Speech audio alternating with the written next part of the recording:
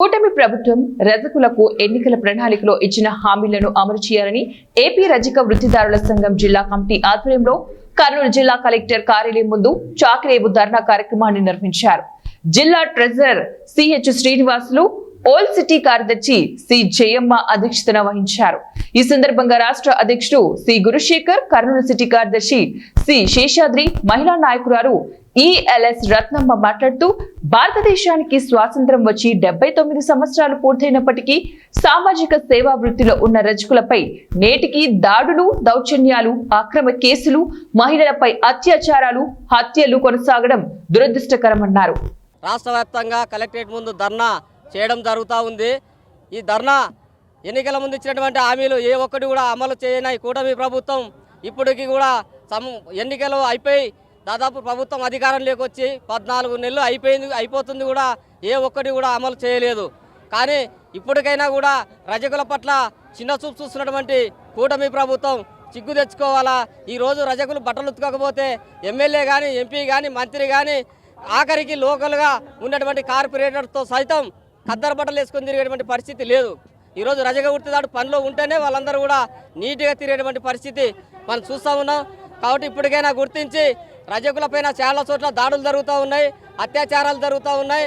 వాళ్ళని అరికట్టాలంటే ఎస్సీ తరహాలో సామాజిక రక్షణ చట్టాన్ని ఏర్పాటు చేయాలా.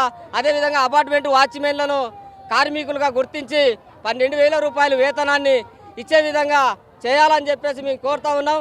అదేవిధంగా దోపిఘాట్లు ఏదైతే ఉన్నాయో దానిని దోపిఘాట్లకు రుణాలు కేటాయించి అవసరం ఉన్న చోట దోపిఘాట్లు ఏర్పాటు చేయాలా.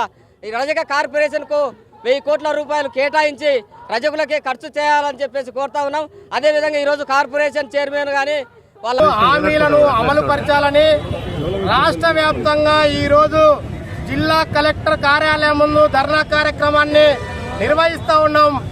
అందులో భాగంగానే కర్నూలు జిల్లా కలెక్టరేట్ కార్యాలయం ముందు చాకిరేవు కార్యక్రమాన్ని నిర్వహిస్తా ఉన్నాం.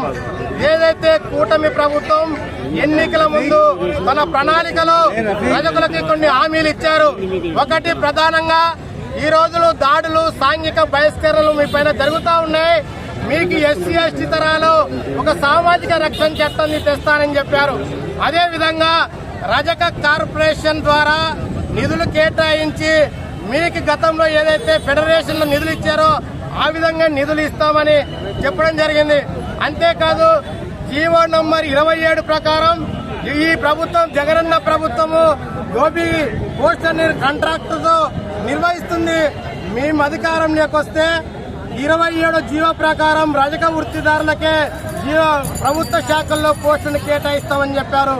అంతేకాదు జీవో నంబర్ 343 ప్రకారం చెరువులు, కుంటలు